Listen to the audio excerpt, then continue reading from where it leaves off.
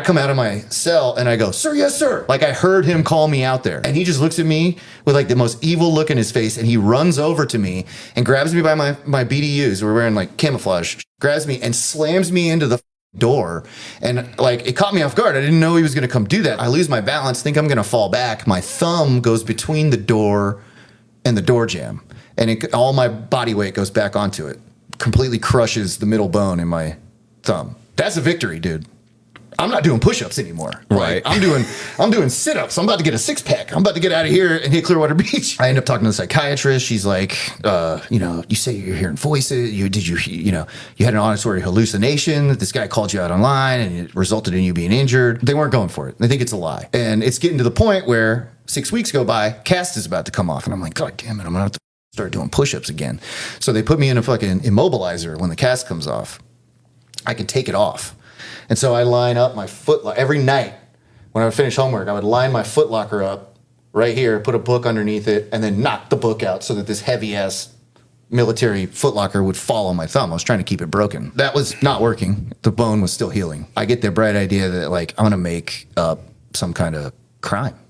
And I'm going to make up that I was involved in some kind of heinous crime outside before I got locked up that they will never be able to prove happened, so that it adds to the psych case. You know what I'm saying? They'll either think that I'm lying or they'll think that I'm hallucinating this, right? Because I've already established that. That's already documented that I told the jail psychologist or psychiatrist that I'm hearing voices. Right. And like one of the guards brought me aside and he's like, bro, you don't want to go down this path of telling these people that you hear voices. Like you don't want to go to a county jail psych ward. Like, because once it's on your record and you go to jail, they're going to put your ass in the psych ward every time to make sure that you're stable before they put you in general population, and that is hell on earth. So anyway, I go down that road, and I tell them, I got something to confess. So I make up this story that me and my buddies were all out getting liquored up, and I get drunk and crash the car, and my buddy flies through the windshield of the car and dies. And we're in like Indian Rocks Beach when this happens. And then I tell them that we load the body up in the trunk of the car and go to like Newport Richie or something like that, like ridiculously far away. And we're somehow going from, I don't know how many miles this would be, but it's a very urban, it's a very densely populated area. I believe Pinellas County is like the most densely populated county in Florida. Okay. And there's no way you're driving a car with a hole in the windshield where a person came out all the way from Indian Rocks Beach to like Holiday, or I can't remember what I said, somewhere in like the swampy area of Pasco County. But they still get a detective from the Pinellas County Sheriff's Office to come down and take my statement. I think I said one of my accomplices was my cellmate in JDC because I knew that he was in Falkenberg. And then when they go interview him, they're going to be like, what the f are you talking about? Like, I never met that kid on the outside. Like, we were just like, look it up. We were just cellmates in JDC. Right. And the person who allegedly died didn't exist. It was a made up person. Like the detective determines that I'm full of so he goes to the guards and says he's lying. And the sergeant at boot camp had already told me, if we find out that you're lying about this, we're going to recycle you into the next platoon, and your time's going to start all over again. So they recycle me back into the new platoon that's coming in. He had walked in to sell some.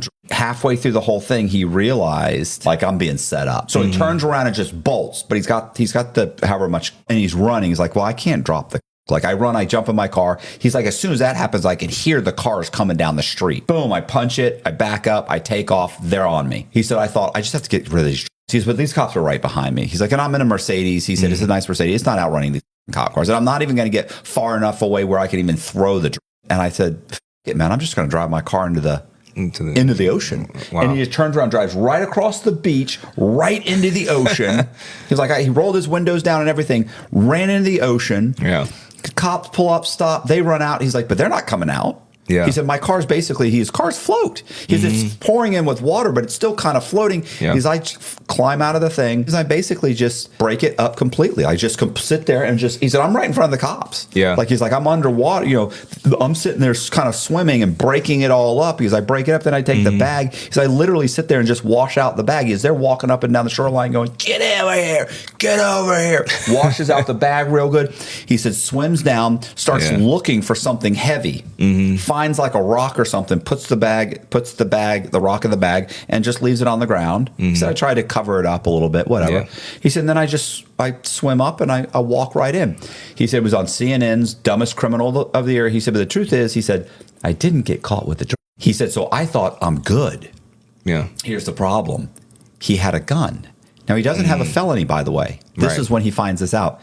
He had actually been kicked out of the military. He did not get a DD-214, which is an honorable discharge. Right. He got a dishonorable discharge. Here's what most people don't know. If you are dishonorably discharged under certain circumstances, like they didn't charge him with anything, but he was basically kicked out of the military, and you sign your paperwork, one of the things you're signing is saying you relinquish your ability to have a weapon.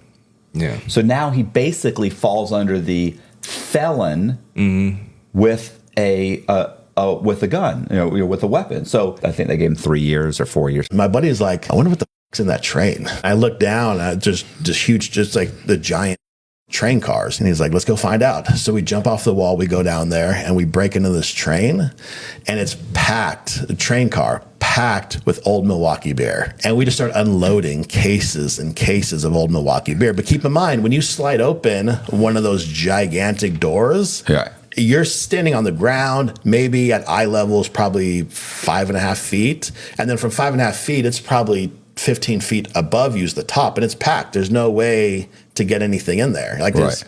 So my buddy that's with me, he's kind of like a rock climber guy. He scuffles up there, and the first we have to throw down like the first 10 and just break them, just so we could kind of knock down the pile. Then we could start taking them. And then we call our other buddies up, and we got this gigantic line. So he would pull down a big case of Old Milwaukees, and they were full of like 32 ounce. So, and there's maybe 12 of them in there. And he passes it, so they're heavy. So he passes me, I pass it the next guy, and there's at least 40 guys. And it's going up over the center block wall. Everyone's coming over, and we unload this whole thing. We pack one of our rooms top to bottom with Old Milwaukee. Some black dudes down the way, they take a bunch. Some Mexicans take some, and everybody in the area is coming by taking this Old Milwaukee. We drank Old Milwaukee forever. I had a 76 Volvo that I could put about 200 pounds of Colombian in. And I put 500,000 miles on it, and I would drive it all over the country. It doesn't sound like a lot, but $7,000-8,000 a month in those days was a lot of money. That's a ton of money. And my rent was $300. I owned the car. I didn't have a bank account or a credit card. And in those days, you could get on an airplane, no ID, and we all flew under fake names. And another cool thing is to transfer money. You could go to an airport in 1980 with 20 grand cash. Go up to the Delta desk, buy the most expensive first class ticket, 17, 18, 19, 20,000 bucks, pay for it in cash. Those tickets were cash. If you lost it, you lost the money. So we'd get the ticket in someone else's name. We'd overnight it to that person back in California. He would get the ticket in the mail. He would go to the San Francisco airport, and they'd give him 20 grand cash. First time I got arrested, my lawyer told me the FBI thinks that you're running a mill.